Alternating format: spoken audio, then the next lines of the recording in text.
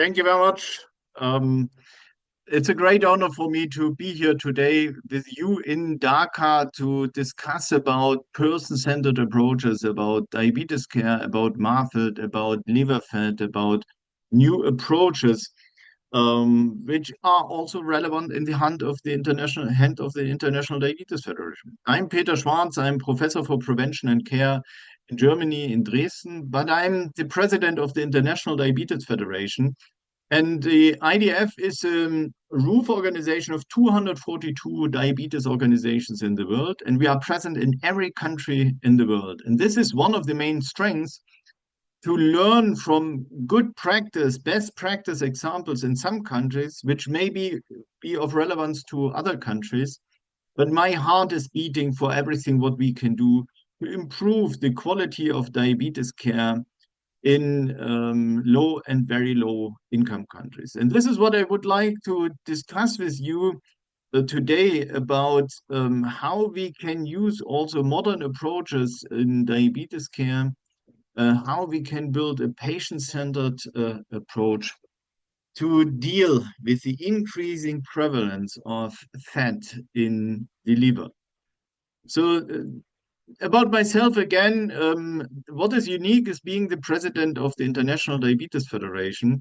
And if we are looking from a global scale onto the world, what is the most relevant determinant of the progression in diabetes mellitus? It's the amount of fat in the liver, I would say. If we are in your region, India, Pakistan, Bangladesh, China, there is a very fast growth of accumulation of fat in the liver. And I would say this is the strongest health determinant in the moment in relation to diabetes mellitus. It's not the only one, but it's one of the very strong ones. And where is it coming from? And this is part of your culture. It's part of the habit. It's the consumption of fried carbs. If you fry carbs at a temperature above 130 degrees, then you build bonds between glucose and fat, and we need a lot of energy to break them down. So the body is storing them, especially if there's an excess energy availability. And where is it stored? In the liver? And in my eyes, this is MASLD to make a complicated story, very easy. The current situation is a challenge, but let's come from a different viewpoint. Because if we talk about person-centered approaches, we have to understand what are the determinants for diabetes mellitus. And if we look at from a global scale, gray are the people living with diabetes in the 80s, blue, the increase of prevalence due to increase of population, makes sense. But yellow and rosé is the increase due to the change of our behavior or culture.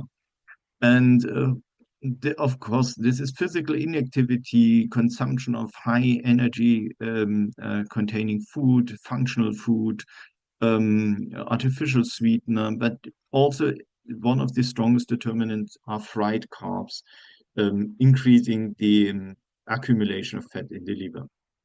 Another one, another health determinant, if you look at this slide, you might say this is the increase in prevalence of diabetes in the next 10 years. It is not. It's in relation to air pollution. If you go out of your room and go to the street and you stay behind a diesel car and you take 2 deep breaths, you might find medium-sized particles out of the diesel engine 2 weeks later in your insulin-producing beta cell. Is it of relevance to diabetes? We don't know in humans, but in cell culture, it impairs insulin secretion by 30%. So I would say clearly it is. And air pollution is maybe becoming a health determinant we have to address also in the future, especially if you think about person-centered approaches. My heart is beating for prevention, prevention, prevention, and prevention again, because this is where we really can make a difference to well-being, quality of life for our people living with diabetes. If we diagnose very early, then and have approaches which are embedded into the lifestyle, into the patient, then we really can make a sustainable prevention possible. And here are 2 examples. What is effective? If we would walk 10,000 steps from the age of 22, we would not contract any chronic disease. So it's a reduction by 97.8%. So it's nearly 100%. And this is meant by physical activity. And it's actually getting better. If you have diabetes and you walk only 1,000 steps more than you normally do, It lowers your postprandial blood sugar by 1.5 millimole. This is twice as much as 1000 milligram of metformin are doing. I think I must say this is cool information because it highlights the potential and the power of physical activity. If we are looking in Europe into the last 100 years and looking into our food consumption, it's interesting because we eat about the same amount of energy, amount of calorie, but the quality of the food is going down. So the quality of food today is less good than 100 years ago. But the main driver of diabetes prevalence in chronic diseases is the total loss of physical activity. We are today only to 20% physical active compared to 100 years ago. And this lack of physical activity is the main problem. And it makes totally sense if you have something and you don't run it anymore, that then something breaks and so on. So not using our energy, that we increase chronic diseases is a totally logical consequence. So as I said, this is the daily step count of physical activity in Europe. I don't know how is the situation in Bangladesh or in your region, but I assume it's not very different. Some people say it's even less. If I ask the question the other way around, how many hours per day we are physical inactive, and everyone has an idea now how much it is, and this is the answer. We need only 20 minutes to walk to 2,700 steps. So we are a lazy species. And being so lazy, being such a lazy species is part of the problem. And this is what is making us sick. And this is what is driving chronic diseases in its development. But you might say, we are physicians, we have to understand pathophysiology. This is only this is relevant to us. This is healthy. Yeah. Young women, A1C is high normal, and she has a CGM sensor. So a healthy individual, and the green arrows means she's eating something. She's always eating. She's also eating carbs. But the purple line is glucose 1,440 times measured over 24 hours. And we don't see anything. There's no up and down, there's no fluctuation, no change of glucose. This is very healthy. This is someone having a very good insulin sensitivity, being where the pancreas maybe needs only 1% of the insulin he might be able to produce to regulate blood sugar. But here is her father. It's truly her father.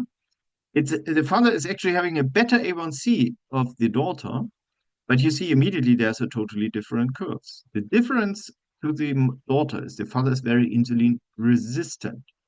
He is using about 80% of its insulin to regulate blood sugar, and we see an up and down of glucose here. And why I'm showing this? Because today we understand that the fluctuation of glucose is driving morbidity and mortality of our patient. So imagine you have two patients with an A1C of 7. One has mild fluctuation, the other one has big fluctuation. The one with the big fluctuation will die because of a stroke and a heart attack. The one with the mild fluctuation may not even need an intensive treatment. So this person with a normal A1C, but this fluctuation, he is the exact person for intervention to prevent diabetes. But unfortunately, we don't find them because we cannot give a sensor for screening. Even we cannot give it yet. I'm very sure that in 5 years, or let's say in 3 years, we have sensors less than $10 for 2 weeks, in 5 years, less than $1 for 2 weeks. And we have to prepare ourselves to use this technology to improve quality of diabetes care. And one of the consequences will be reduction of the amplitude of glucose excursion. And thinking about whatever treatment we apply, is it reducing the fluctuation? Then it will be of immediate benefit in terms of cardiovascular and microvascular disease for our patients living with diabetes. So going deeper into the pathophysiology, here you see the development of diabetes, impaired glucose tolerance, or hyperglycemia. Insulin blue is representing insulin resistance. The daughter is here, the father is about here. Then insulin resistance increases more, then a decompensation of beta cell starts, insulin secretion is going down, and this is the trigger for development of hyperglycemia. All this is related to visceral obesity and the release of free fatty acids out of the visceral fat. They are the biggest determinant for insulin resistance. But now there's a new player, and this is the hepatic fat. And you see in the stage of the father, hepatic fat suddenly increases and then continuously goes up. And I would bluntly say the amount of visceral fat makes us sick. The hepatic fat is killing us as a person with diabetes. And why is it like this? And the determinants of the visceral fat is releasing more than 800 known peptide hormones, and they act in the brain, on all tissues, and they increase the risk of chronic diseases. But the hepatic fat is a kind of catalyst for the speed of the progression. And 100 grams of fat in your liver, for example, makes you becoming a non-responder to physical activity. This is a disaster for someone who is doing physical activity, but walking 10,000 steps, and it only works like 2,000 steps. And uh, by the pure presence of hepatic fat.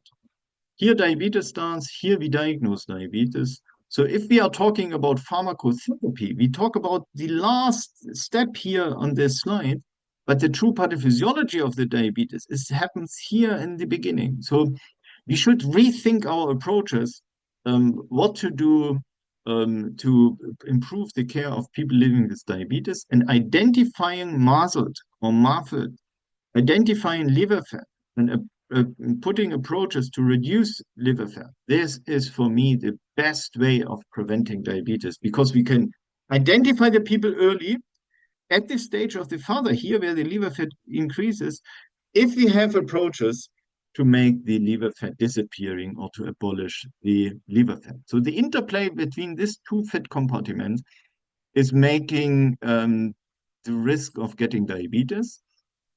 And then the logical consequence is let them disappear. So how to get the visceral fat away? If I would be in front of you, I would ask you directly. And the answer is physical activity. If you're physical active, the release of free fatty acids of the visceral fat, they swim through the muscle, and the muscle may induce better oxidation of fatty acids. And by them, the free fatty acids going back to the visceral fat are less, and by this, you reduce the amount of visceral fat. But how to get the hepatic fat away? The answer is fasting. If you fast for 2 weeks without taking any kilocalorie, so 2 weeks water diet, you can assume that the hepatic fat is gone if you had about 150 to 180 grams of hepatic fat. So 2 weeks, 0 kilocalorie diet, 2 weeks water diet, and the hepatic fat is gone. And now probably everyone in the room says, oh, no, dude, this is impossible. We cannot do. We die if we do it.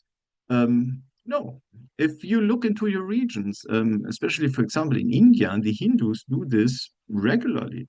And there are studies showing 7 weeks, no kilocalorie intake is even not having an impairment of micronutrients or vitamins. And our assumption, it's impossible to do, it's basically our selfish brain telling us we have to eat, yeah, and we have to eat always, and this is wrong. So we have a lot of good experience with more than 1,000 patients, and also risk individuals with doing 2 weeks fasting. And I would say in 99% of the cases, the patient has decided themselves to do it. So very, very good experience.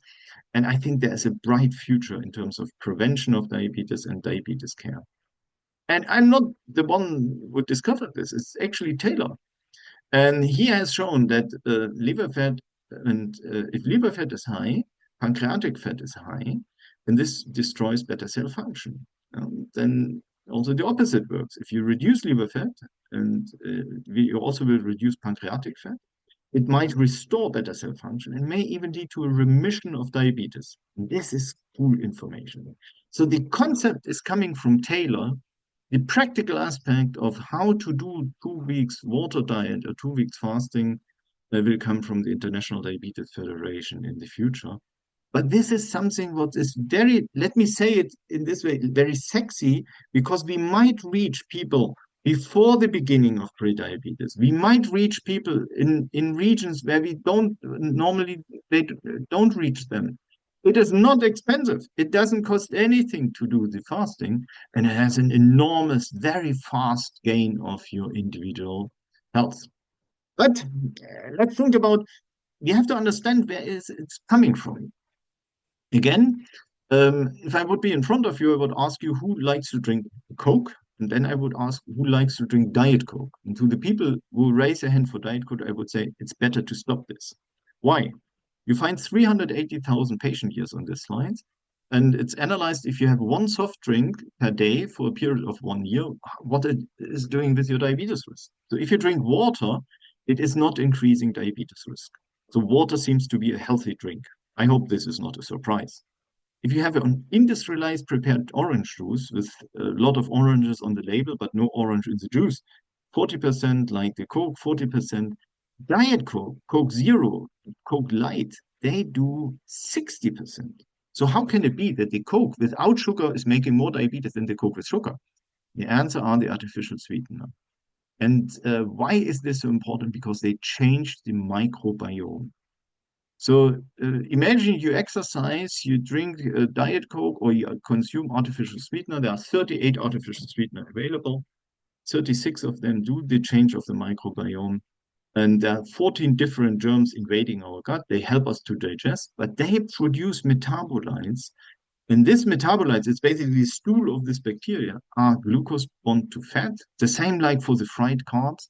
And they are in our gut, and we incorporate them into our body the same way like the fat from the tiramisu, and they are stored in the liver. And by this, we are becoming a non-responder to physical activity. So artificial sweetener are one of the negative determinants of health in the moment. And this is something what might also change our approaches. And the only way to get the liver fat away is fasting. And we know eating less is healthy. I think no one would argue against this. Let me say it this way, maybe eating nothing for 2 weeks is even more healthy. And in my eyes, this is the fastest gain of health. It's a challenge, also for the body. It's a challenge also for your mind. But if you do this, it's a big success and very personal success. You lose a lot of weight and you totally abolish the liver fat. You have a reset of the microbiome. And here you see an AGP, ambulatory glucose profile, of a person with diabetes after the fasting. Look at the bold line. This is the mean glucose. And it looks very much like the line I showed you in the beginning from this daughter. So in kind of diabetes healthy result after fasting. But now you could say, why is this, how can this work? And it is very simple at the end. If you do the fasting, yeah, and you see here it's an MR spectroscopy picture, there's a liver and this cloudy stuff here, this is fat in the liver. If you do the fasting after the first 3 days, glucose is going down and insulin is going down. Doesn't matter, do you have diabetes or not? This triggers the release of glucagon. And the glucagon is the much cooler hormone compared to insulin. But we have forgotten it. It's a stepbrother of insulin. So glucose is going down, insulin is going down, glucagon is released and breaks down glycogen to make glucose out of it. So if you are not eating for the next 3-4 days, then the glycogen stores are empty. So what now? And again, glucagon is the cool player because glucagon has the ability to break down proteins to make glucose out of it or break down fat to make ketones out of it. So, and it costs a little bit less energy to break down protein. So if you fast and you lay in your bed, muscle will be broken down. And this is bad. But if you fast and you're physical active, the muscle which is used is not broken down. So glucagon is there, you're physical active, and then the glucagon only has a chance to break down fat to make ketone out of it. And this is cool, because if you have a handful of ketones, a handful of glucose, ketones contain more energy, actually twice energy compared to glucose. So it's like a kind of superpower for our body, especially the brain and the heart. This is very good. So now glucagon initiates beta oxidation of fatty acids to get ketones from it to be used for energy metabolism. And where is glucagon? In the pancreas and in the liver. So these two organs are first freed from fat, and this is the way to abolish liver fat. So again, here the picture of a person having liver fat before the fasting, and look now after the fasting. Yeah, it's looking at this picture, looking into the nearly fat-free liver. This shows you the power of 2 weeks water diet. And in the future, we will see also what other kinds of fasting methods may gain a similar effect. In the moment, it's the evidence only for the 2 weeks water diet. And it is a very easy, very fast forward, targeted approach of addressing one of the main health determinants for people living with diabetes. The International Diabetes Federation has founded a group of nearly 200 experts worldwide to develop a guideline on fasting and diabetes. This guideline will come out in about 1 to 1.5 years. And this is a proposal, so it's not evidence yet. It's discussed with experts for the 2 weeks water diet, how to do it, what to do, and how to break the fasting, because this is also very important for all people living with diabetes. And on the physiological level, could be the way what fasting can achieve. An example here that the fasting was really successful, this bold printed are the beta-hydroxybutyrat and the acetoacetate, the ketone bodies. There are 20 to 40-fold increase, but it's not a ketoacidosis, it's a ketosis. And this is of direct benefit to our patient. How to do it? Stop eating, empty your gut, because then the gut is not moving, you don't have hunger and appetite. Drink about 4 liters of fluid a day. I mentioned already the first 4 days, they're a little bit difficult. You have hunger and appetite in the first and second day. Third and fourth, you may have headaches if you drink a lot of tea or coffee, because you have the withdrawal from this. Then you have to be physically active, and it's important how to break the fasting. Start slow, 600, 800, 1000, 1200 kilocalorie in the first 4 days. Then you can do a normal eating habit again. Focus on a healthy eating habit would be an advantage. I'm the president of the International Diabetes Federation, and serving IDF is my passion, is the way I want to go forward. And fasting is one of the steps how to personalize intervention for improving health. But what is driving me is addressing the need of people living with diabetes. And I truly think that everyone in the world should have the same availability and accessibility of a high quality of prevention and diabetes care. And we know there is a high variation of accessibility and availability of the medications and diagnostic approaches. But for example, the fasting could be something you can perform everywhere in the world. It doesn't cost money. Some people say you even save money because you don't have to buy the food. And this is, I would say, doable in every country worldwide. I have 3 goals as president of the International Diabetes Federation. I want to be in the brain of every healthcare politician, in the pocket of every patient, and in the heart of every healthcare professional. So, like you, first we will develop a global diabetes index measuring the quality of diabetes care once a year in every country in the world, releasing the information for free to build a momentum to push to stakeholders in diabetes care to think about what they can do to change. Secondly, I want to be in the pocket of every diabetes patient. Who is in the pocket? Google, Meta, Alphabet, YouTube. Working with them to build a targeted, individualized diabetes education program for people living with diabetes could be a game changer in reaching them, improving quality of diabetes care. Thirdly, a fellowship program of the International Diabetes Federation. And this is you. I invite all of you listening to this, become a fellow of the International Diabetes Federation to build a global community of people who are passionate to individualize, personalize, and improve quality of diabetes care. And it costs a little bit, but this money will be deduced for any participation of the Congress, and you get free access to anything of the IDF School of Diabetes. And we will leverage the school up to 1,000 modules covering everything in diabetes care, from very, very basic to up to advanced.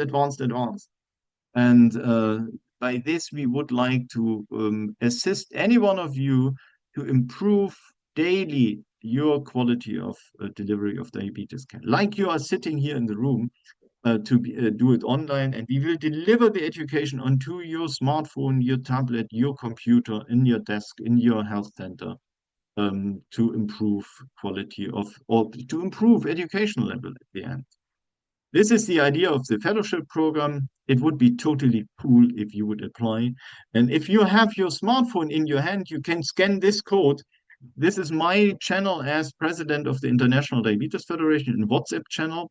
And this is my way. I want to give you the chance to witness the activities of the International Diabetes Federation, but also to stay in contact with me, to give feedback and to share ideas, which, as I said, positive role model from your experience might be of benefit to other countries as well.